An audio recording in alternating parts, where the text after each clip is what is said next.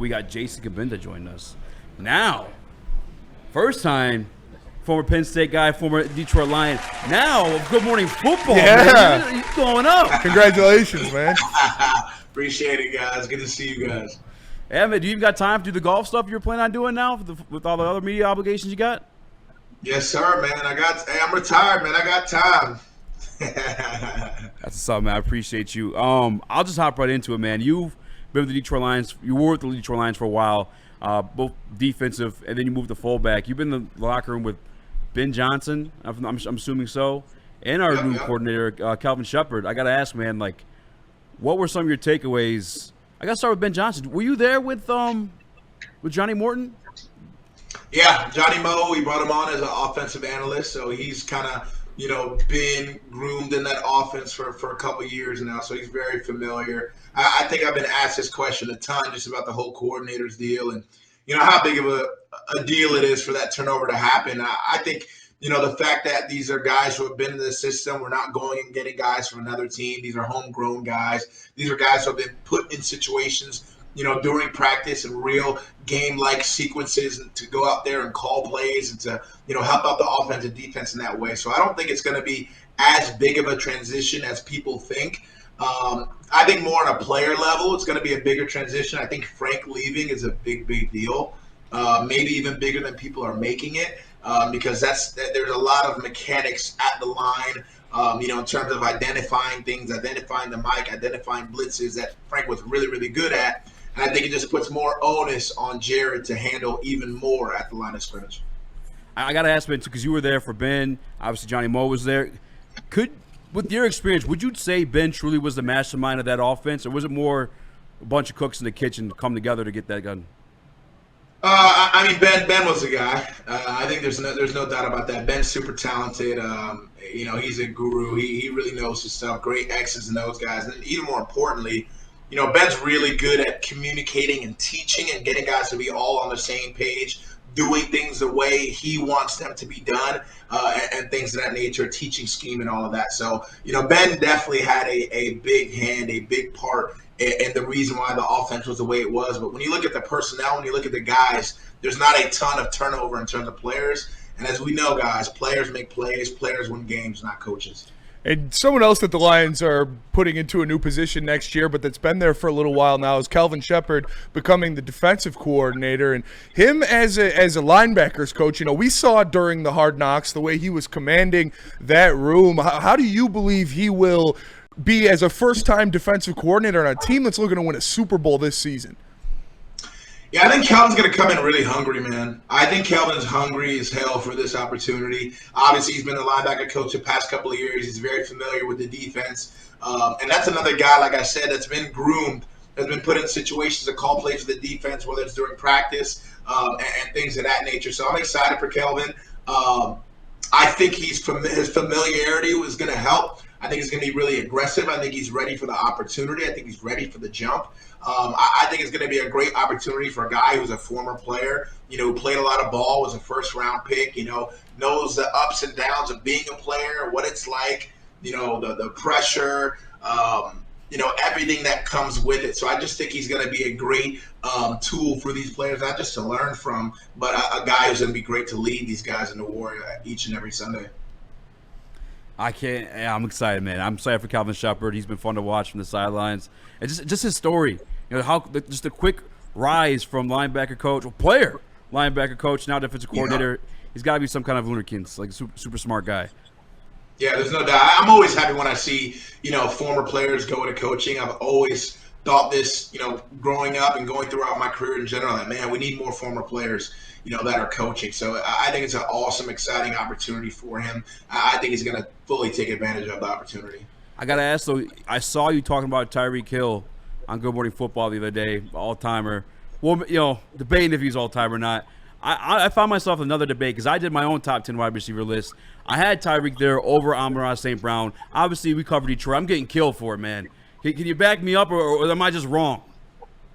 I think it's tough because they're just so different of wide receivers. They're different. I don't want to go as far as calling Amon-Ra a slot merchant, but I think he's most effective in the slot. I think he's I think Tyreek can be more effective everywhere compared to Amon-Ra being more effective everywhere. And I just think Tyreek is so unique from that standpoint of, we've never really, not never, but it's very rare that we see a guy with that type of size be so effective inside and outside as well. They say speed kills, and, there's not a lot of receivers in the game who are capable of threatening each and any DB with their speed the way Tyreek is able to. And you can tell, when you watch guys cover him in man or, cover him in zone, and you can see the respect and the cushion that they give him and things of that nature. I mean, he's a very special player. And Jason, I want to get real with you for a second, because obviously we know that this Lions locker room is unlike almost any locker room in the NFL when you talk about the brotherhood and the bond. And I know all locker rooms are like that, but this one runs so deep. And when you have players like Tate Ratledge and Alex Anzalone, who are sitting out of minicamp in contract disputes and trying to get what's best for them and what's best for their family, how does the locker room and the players, how do they sit with things like that? I mean, I think from a player perspective, the players understand. I mean, we all know, man, like, you only get one shot at this football thing. Like, that's just the reality of it. And when it's time for you to get paid or get what you deserve, then, like, as players, we all respect that, because we know how the business works. We know, and we see so many players fall through the cracks. We see players, trust teams and not get rewarded for it, or get screwed over, or an injury happens and the value goes down and things of that nature. There's so much that can happen in these contract negotiations and just within our game in general, that, hey, man, when it's time for you to get paid, when it's time for you to go into those negotiations, you got to do what you got to do. So I don't think this affects the locker room at all. I think, everyone in that locker room knows that everyone wants to be focused. Everyone wants, what's best for the team and to go out there and win. But, this is just the business end of things kind of rearing its face and showing you that, hey, at the end of the day, these things got to get done. What do you make of these second-round picks and their holdout? And you think they'll get it, the guaranteed money they're looking for? Yeah, I think, when you look at, Cincinnati and Shamar and what's going on over there at defensive end, it's very interesting, because if you look at the language and the contracts, and that's really what the dispute is about. It's about the language and, having some injury protection and things of that nature. If you look at what's typical for second-round guys, he's just asking for what the rest of the second-round picks have gotten in the past. It's not like he's asking, because people don't always understand these things. It's not like he's asking for something entirely new or something special for him. He's just saying, hey, man, this is what second-round picks typically get, and this is what is typically signed, and I just want the same thing. I haven't been a fan of the way Cincinnati has gone about their contract negotiations and paying their players in general. Obviously, you can look at the Trey Hendrickson situation in general. He bet on himself and said, hey, I can go out there and do it again. And then he goes and has, 17 and a half sacks it was last year. And then when it's time to come to the table and say, hey, I bet on myself, I did it again, and then now you guys aren't working with me the way that maybe it was previously discussed or it was previously hinted at that things would be going about, that's when things can kind of go downhill, and you have the holdouts and you have resentment.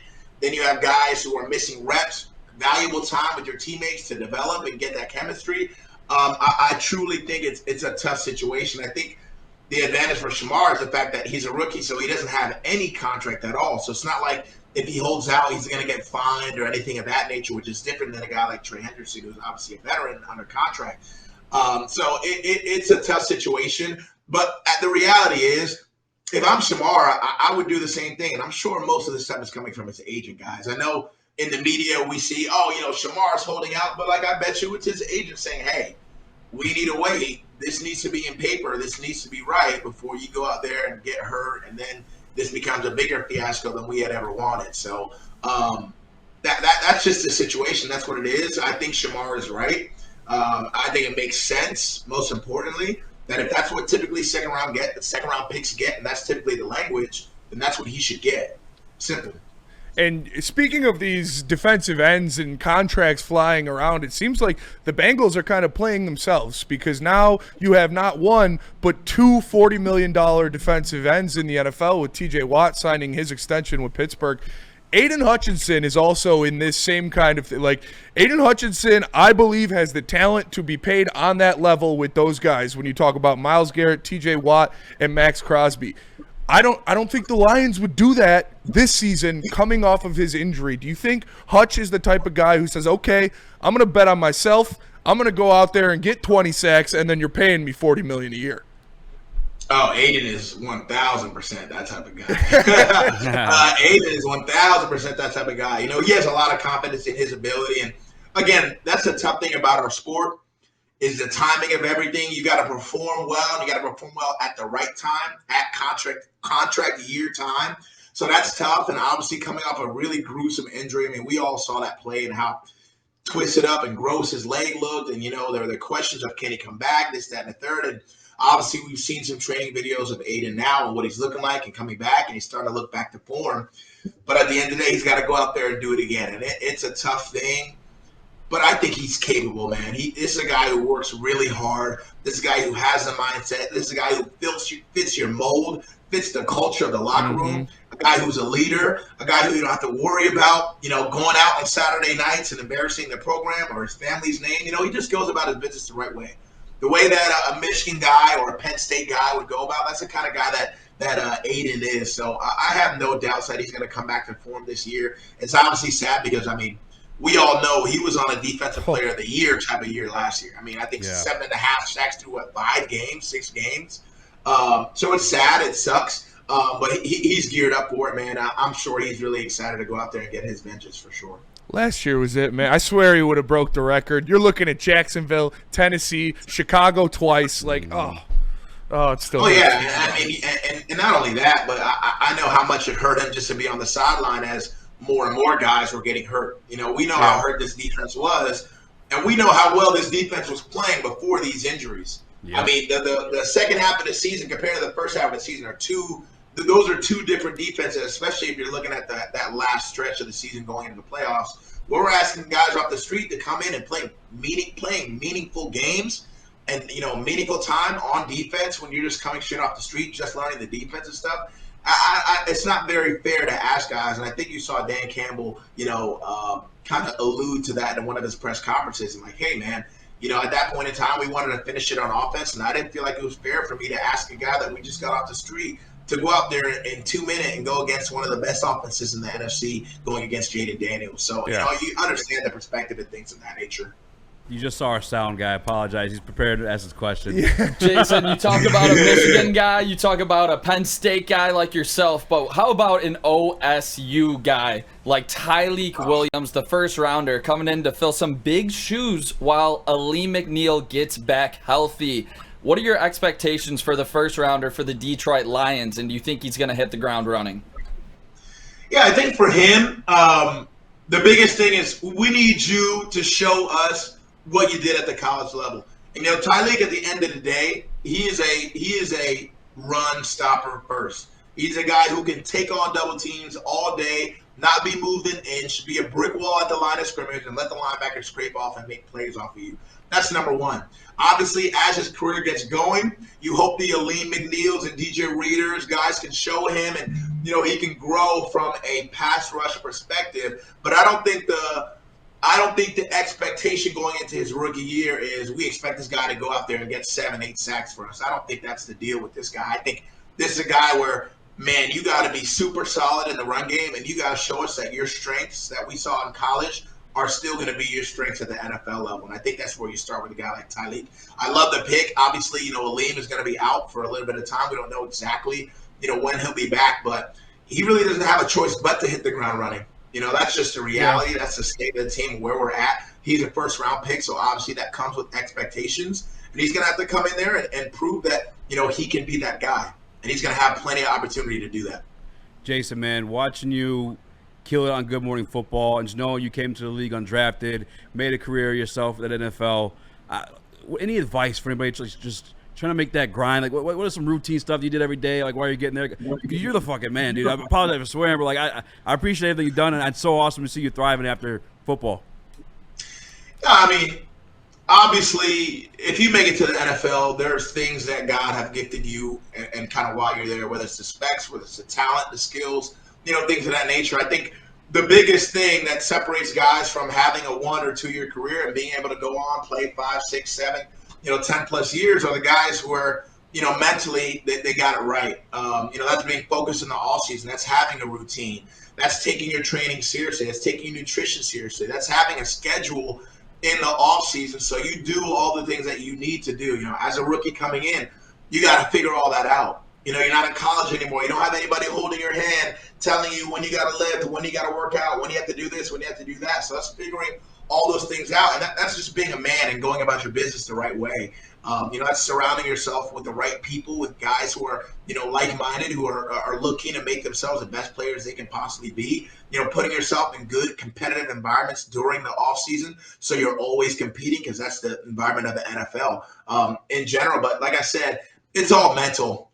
It's all mental at the end of the day. It's about staying on your grind. It's about staying humble.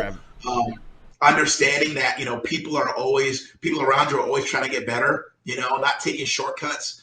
All these things, the things that we all know, it's the things that we can all sit here and say, but are hard to do on a consistent every single day basis. And that's the type of lock-in that you have to have in order to have a long, successful career in the NFL. Hey, Jason, I got one more question for you before we get you out of here. And again, appreciate you sharing your time with us. Frank Ragnow, I think, was probably the single most underappreciated player in the entire NFL for what he is and the position he plays. Obviously retired just because he couldn't do it anymore. His body physically couldn't do it anymore. And we love Frank, and we're going to miss him severely. But what is your craziest war story of Frank Ragnow? I know this guy was walking in the locker room like he just got done fighting 12 dudes in a phone book every game. Yeah, I mean, bro, Frank is so freaking tough. I cannot say it enough. He is one of the toughest football players I've ever played with.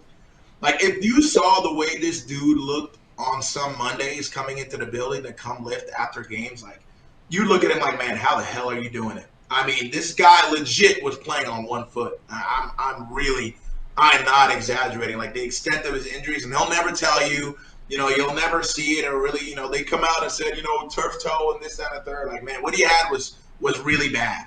And a guy like that, when I saw his message, when he had retired and kind of what he said, and he said, man, I thought I had more to give. And, as I'm reflecting, I just realized I don't have anything more to give. And I really felt that because I saw how early he would get up in the mornings to go in for treatment. I mean, this guy would be in the training room for an hour and a half to 2 hours doing treatment before the day even started, before even eating breakfast. So I just think Frank is so tough, man. He truly gave it everything that he had, and I'd agree with you with what you said. I think this was the most underappreciated part of our offense, because the amount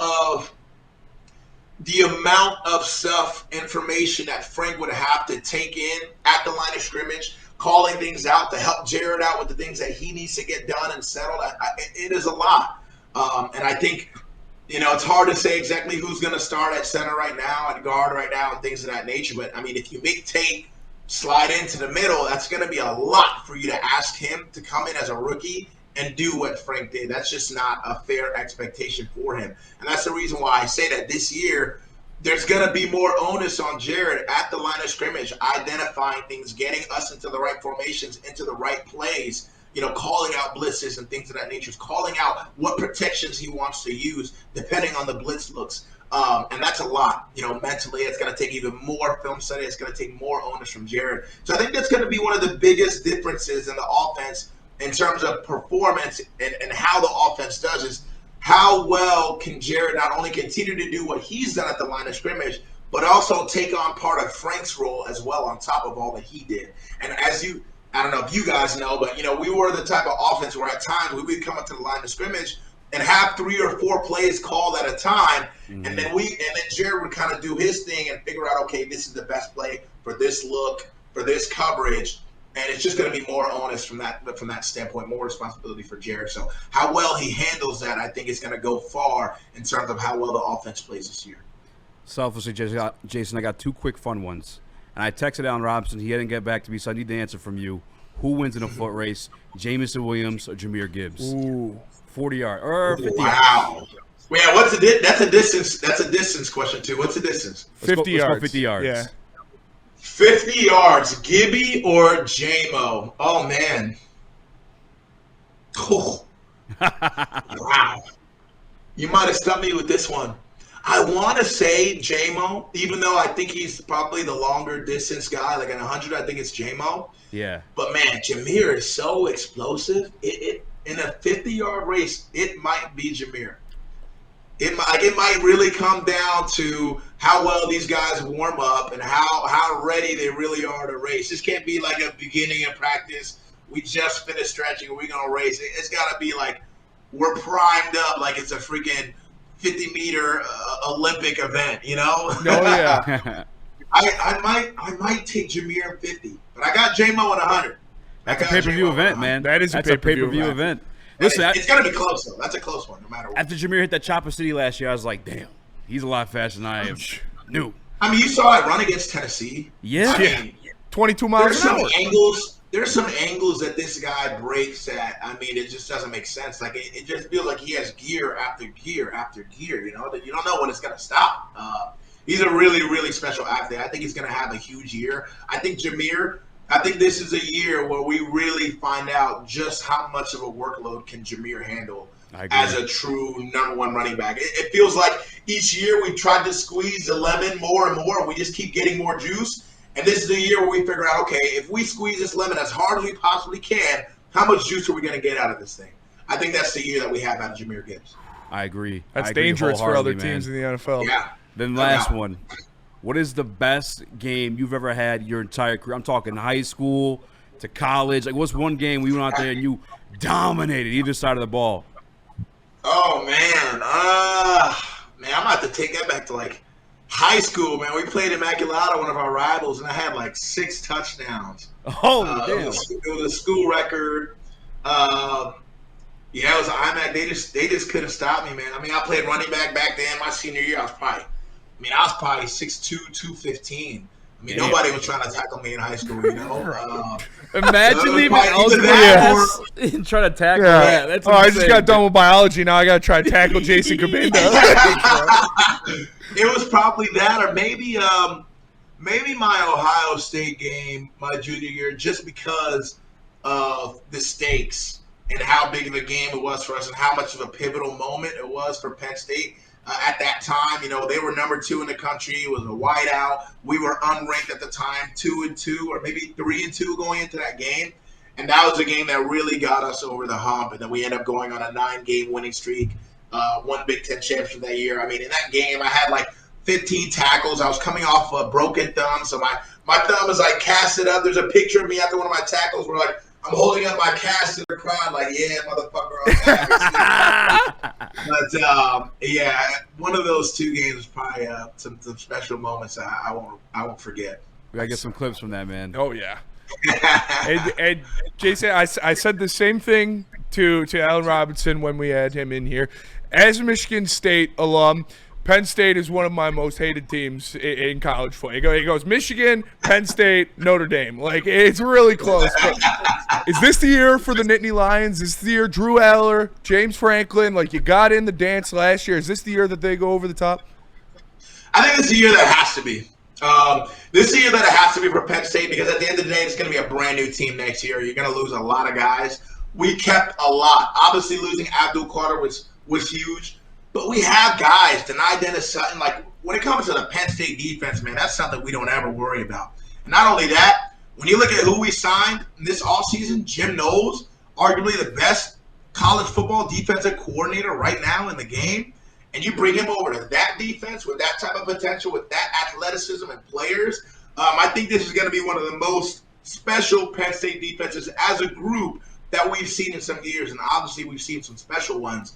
Now, when you look at Drew Aller, every single year this guy's taken a step in a better and more positive direction. He's taken more onus. He's become more and more of a vocal leader in that locker room. This is his team. You look at those running backs, Katron Allen and Nick Singleton. Like, there is a lot of talent, possibly the best offensive line Penn State has had in years. I think it just has all the right makings. And then when you look at everyone else around is looking at change. You're looking at Michigan, who's going to be the quarterback this year. Okay, he has 5-star Bryce Underwood. Okay, is he going to live up to potential? Is he even going to be the starter? Is he going to win the job? You look at Ohio State; they lost a lot of guys. New quarterback. Oregon as well lost a lot of guys. Obviously, that was a matchup in the Big Ten championship last year. So when I look at it, I think it's simple. Penn State pretty much stayed the same, if not got better, and everyone else around them got worse. So when you look at that from a roster standpoint, I think that's the reason why Penn State should be over the top, and honestly could be in national title contention. We should have beat Notre Dame in that Orange Bowl. We choked the game. Yeah. Geraldo trying to be a hero at the end. It's tough. He's still a young guy. Should have just thrown the ball away, and I think we beat that team in overtime. We were a better team. That's the reality in that game. We were a better team. We shouldn't have lost. Yeah. Smitty, you weren't here last time, but when we talked Penn State last time, that's when Jason turned up. I know. He's got a whole documentary. On. I don't play about my boys, man. I got a documentary coming out, the turnaround that I've been working on for the past year and a half. So I'm super excited about that, and that kind of just dives into the state of the program when we came in post sanctions after the Joe Paterno stuff happened and things, and kind of I felt like the player narrative really got lost. You knew the media narrative, you knew the Joe Pa lover narrative, and what everyone else thought, but you never knew what the players had to deal with coming in. And we had to handle an adversity that really wasn't ours to handle. Going into opposing stadiums, being called certain names about a situation that we had literally nothing to do with whatsoever. So I think that narrative got really lost, and I think I'm really excited to, tell that story and really kind of build a clean slate and really show the world what Penn State football is all about and the type of people, the type of character that we have involved in that building with some really, really special, unique players in Saquon Barkley, Chris Godwin, Mike Gesicki, Marcus Allen, myself, Grant Haley, Ermanni Oruwariye. So, all the guys who were involved in that turnaround and bringing a Big Ten championship outright to Penn State. Yeah, and I'm Michigan State. We're looking pretty tough right now, but the last time I was there, Jaden Reed was catching a touchdown in the corner of the end zone in the snow to beat Penn State. That's all I'm saying. They ain't got a shot in hell to beat Penn State this year. I tell you that. No, they do not. You can put up whatever you want to put up. I can tell you that right now. That's crazy because we had Allen Robinson on too. He's always bringing the Penn State guys. I guess. Yeah. Hey, Penn State puts dogs out, dude. They put dogs in the league. Yeah, we do. Jason, man, I appreciate you coming on. Anything else you want to promote before we let you go? Nah, man, that's all good, man. Continue to watch me on Good Morning Football. Continue to be on there on NFL Network. Love doing that, all that type of work. I'll be doing a pregame and postgame show for Penn State football this year for Playfly. So be on the lookout. And you guys who are Penn State fans, man, we're gonna have a lot of great content. Me and Christian Hackenberg, former New York Jet. We're gonna have some really, really cool stuff for you guys this year on hopefully a very special season. I'm gonna be on the lookout for those running back highlights, man. Yeah.